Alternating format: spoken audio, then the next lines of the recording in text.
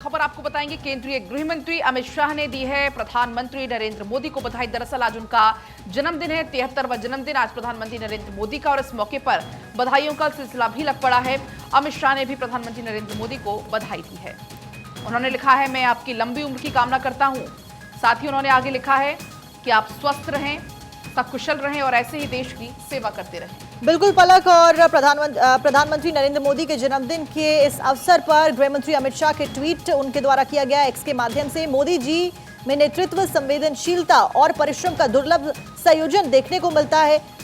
नरेंद्र मोदी जी ने देश के सोचने के स्केल और साइज को बदला है, जिससे चाहे कोरोना की वैक्सीन बनाना हो या फिर चंद्रयान 3 की सफलता, आज हमारा तिरंगा पूरे विश्व में शान से लहरा रहा है। Happy birthday Modi ji. तो ये ट्वीट आपकी स्क्रीन पर एक्स के माध्यम से पोस्ट कर प्रधानमंत्री नरेंद्र मोदी को शुभकामनाएं गृह मंत्री अमित शाह के द्वारा दी गई हैं। वहीं ये ट्वीट भी आप देख रहे हैं किस तरीके से प्रधानमंत्री नरेंद्र मोदी के नेतृत्व की सराहना यहां पर गृह मंत्री के द्वारा की गई है। साथ साथ में सफलतापूर्वक जिस तरीके से चंद्रयान 3 की लैंडिंग रही और उसके बाद वैक्सीन मैत्री के तहत न केवल देश की बल्कि पूरे विश्व की पीएम मोदी के नेतृत्व के द्वारा यहां पर वैक्सीन दी गई, और उसी की सराहना करते हुए और जन्मदिन की बधाई देते हुए गृह मंत्री अमित शाह ने ट्वीट किया है, हैप्पी बर्थडे मोदी जी, यहां पर लिखा गया है। और साथ ही देखिए और भी बधाइयों का सिलसिला लगातार जारी है, वो भी हम आपको दिखाएंगे।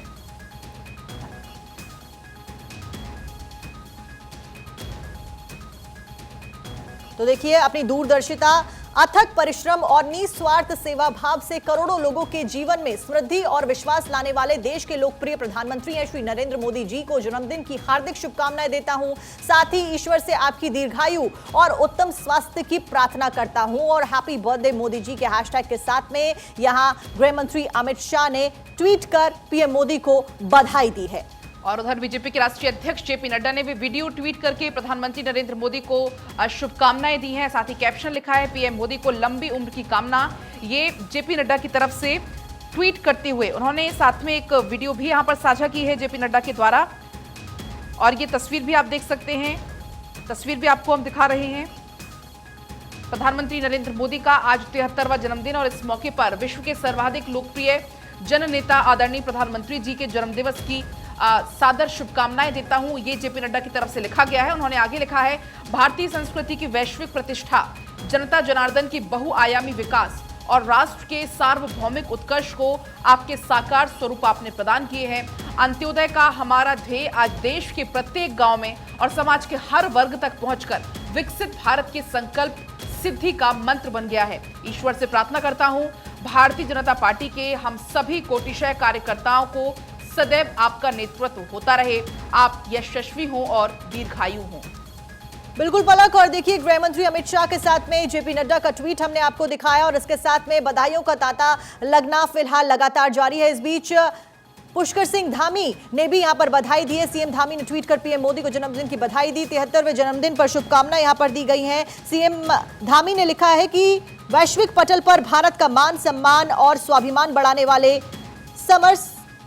समर्थन और शक्तिशाली भारत के शिल्पकार, सनातन संस्कृति के ध्वजवाहक, गत 9 वर्ष में यहां पर उनकी सराहना की गई है, और प्रधानमंत्री नरेंद्र मोदी को जन्मदिन की बधाई यहां पर पुष्कर सिंह धामी के द्वारा दी गई है।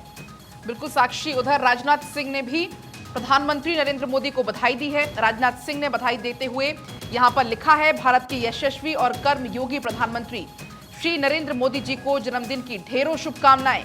उन्होंने भारत को न केवल नई पहचान दी है बल्कि संपूर्ण विश्व में उनका मान बढ़ाया है। लोक कल्याण और गरीब कल्याण के प्रति पूरी तरीके से प्रतिबद्ध मोदी जी ने भारत को विकास की नई बुलंदियों तक पहुंचाया है। उनके नेतृत्व में भारत उत्तरोत्तर प्रगति करता रहे और ऐसे ही मां भारती की वो सेवा करते रहें। मैं उत्तम स्वास्थ्य की और दीर्घायु होने की कामना करता हूं।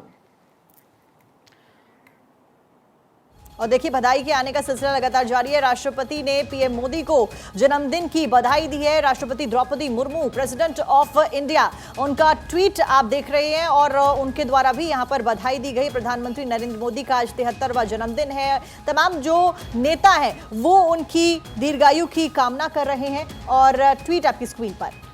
उन्होंने आगे ट्वीट करते हुए लिखा है, भारत के प्रधानमंत्री श्री नरेंद्र मोदी जी को मेरी जन्मदिन की मेरी तरफ से हार्दिक शुभकामनाएं। मेरी शुभेच्छा है कि आप दूरगामी दृष्टि और सुदृढ़ नेतृत्व से आप अमृतकाल में भारत के समग्र विकास का मार्ग प्रशस्त करें। उन्होंने आगे लिखा, मेरी ईश्वर से प्रार्थना है आप सदा स्वस्थ और सानंद रहें, देशवासियों को अपने अप्रतिम नेतृत्व से लाभान्वित करते रहें। तो ये महामहिम राष्ट्रपति द्रौपदी मुर्मू ने बधाई दी है प्रधानमंत्री नरेंद्र मोदी को।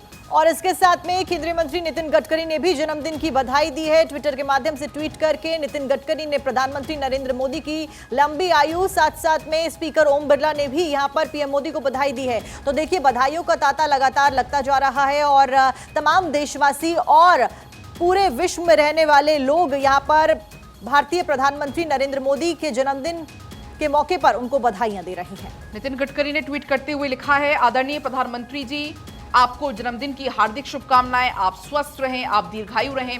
आपके नेतृत्व में देश से भय, भूख और भ्रष्टाचार पूरे तरीके से समाप्त हो गया और हम पुनः विश्व गुरु का स्थान प्राप्त करें, यही मेरी शुभकामनाएं हैं। नितिन गडकरी ने यहां पर ट्वीट करते हुए प्रधानमंत्री नरेंद्र मोदी को बधाई दी है और बधाई लिखते हुए लिखा है कि आप स्वस्थ रहें, आप दीर्घायु रहें। उधर ओम बिरला का आप ट्वीट देखिए, प्रधानमंत्री नरेंद्र मोदी की तस्वीर उन्होंने साझा की है। साथ ही लिखा है, माननीय प्रधानमंत्री जी को जन्मदिवस की अनंत शुभकामनाएं। देश की प्रगति, विश्व के कल्याण की जिस भावना से आप काम कर रहे हैं, उसने वैश्विक स्तर पर भारत को सक्षम नेतृत्वकर्ता के रूप में स्थापित किया है। ईश्वर आपको इसी ऊर्जा से देश सेवा में समर्पित रहने की शक्ति दे।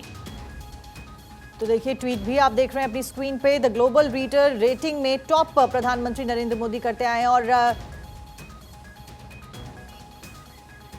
और देखिए, विश्वकर्मा जयंती पर पीएम मोदी ने बधाई दी है। ट्वीट करके शिल्पकारों और रचनाकारों का हृदय से वंदन पीएम मोदी ने किया अपने जन्मदिन के उपलक्ष्य पर। आज विश्वकर्मा जयंती पर भी पीएम मोदी के द्वारा यहां पर शुभकामनाएं दी गई हैं और ये ट्वीट भी आप देख रहे हैं। बिल्कुल, तो प्रधानमंत्री नरेंद्र मोदी ने यहाँ पर एक वीडियो साझा किया है और उस वीडियो के ऊपर कैप्शन उन्होंने दिया है, भगवान विश्वकर्मा की जयंती पर सभी परिवारजनों को बहुत बहुत बधाई। इस अवसर पर अपनी लगन, प्रतिभा और परिश्रम से समाज में नव निर्माण को आगे ले जाने वाले सभी शिल्पकारों और रचनाकारों का हृदय से वंदन करता हूं। आपको बता दें, ये जानकारी भी आपको दे दें, आज के मौके पर आज 17 सितंबर है और इस मौके पर आज से ही विश्वकर्मा योजना की भी शुरुआत होने जा रही है, वो भी आपको हम बता दें। और इसके साथ में आपको वीडियो भी दिखाते हैं कि क्या कुछ वीडियो पीएम मोदी के द्वारा शेयर किया गया है।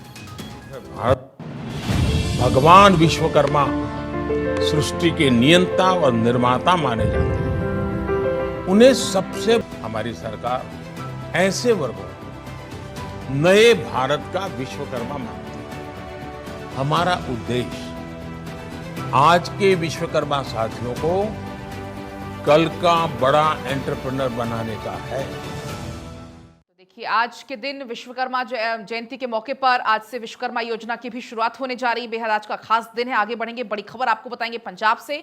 तरन तारण से ड्रोन की बरामदगी हुई है। बीएसएफ ने पाकिस्तान का एक ड्रोन बरामद किया है। सर्च ऑपरेशन के दौरान ये बड़ी सफलता मिली है और पाकिस्तानी ड्रोन को बरामद करने में सफलता पाई है सुरक्षा बलों ने। ये तस्वीर भी आप देख सकते हैं, पंजाब की तरन तारण की ये तस्वीरें हैं जहां पर ड्रोन की बरामदगी हुई है। बीएसएफ ने पाकिस्तान का ड्रोन बरामद कर लिया है। सर्च ऑपरेशन के दौरान ये ड्रोन बरामद हुआ है और अब इस पूरे मामले में जांच चल रही है। बिल्कुल, तो देखिए, कोई पहली बार नहीं है जब इस तरीके के ड्रोन यहां पर बरामद किए गए हों। बीएसएफ के जवानों के द्वारा लगातार सरहद पार से इस तरीके के ड्रोन भारत की सीमाओं को लांघते हुए यहां पर भेजे जाते रहे हैं और हालांकि सफलतापूर्वक इस ड्रोन को बरामद कर लिया गया है और तस्वीर आपकी स्क्रीन पर है।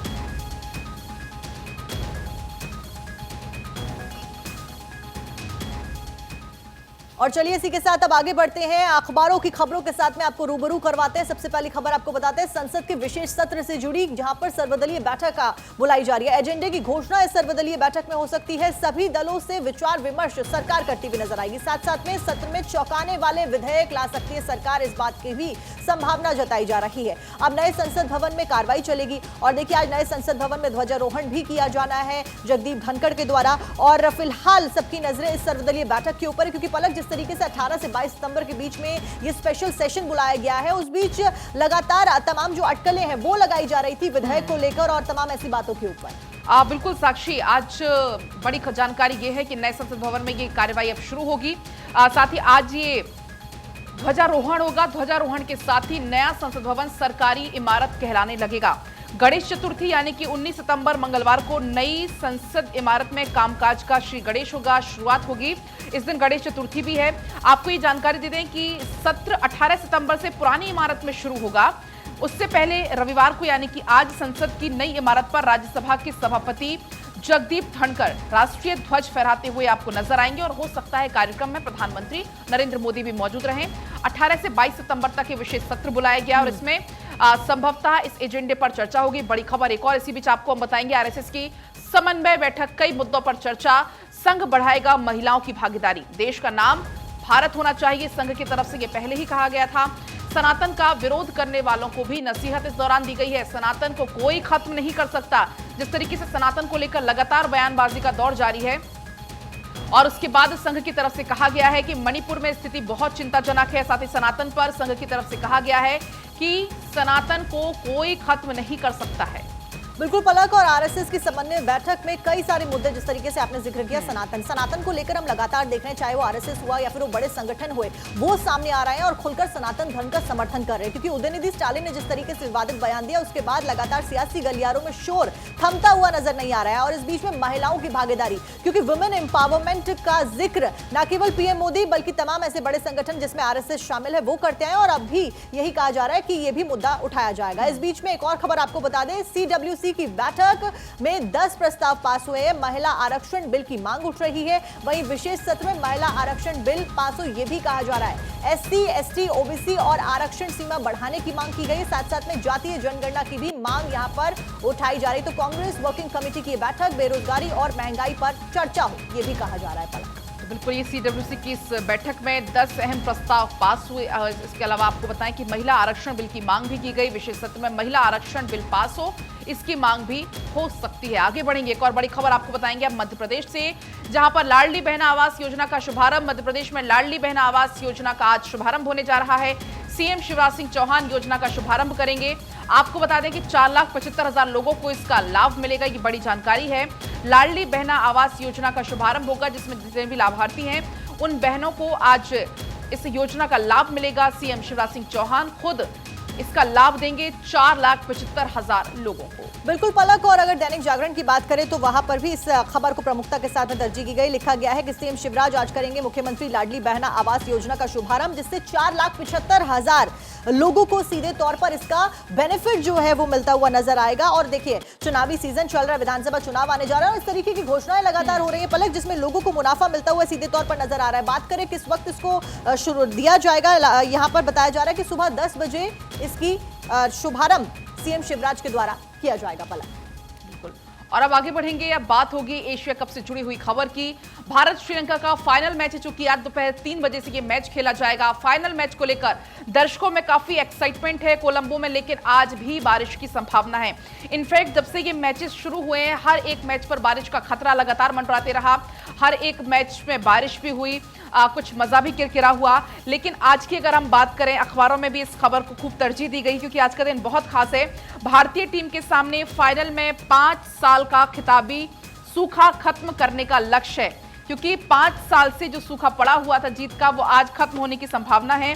और इसी मन के साथ, इसी सोच के साथ आज टीम भारत उतरेगी ग्राउंड पर। विश्व कप से पहले ट्रॉफी जीतने से रोहित की टीम का भी मनोबल बढ़ता हुआ नजर आएगा। 2018 में जीता था भारत ने पिछली बार एशिया कप का खिताब, साथ ही 23 विकेट लिए हैं।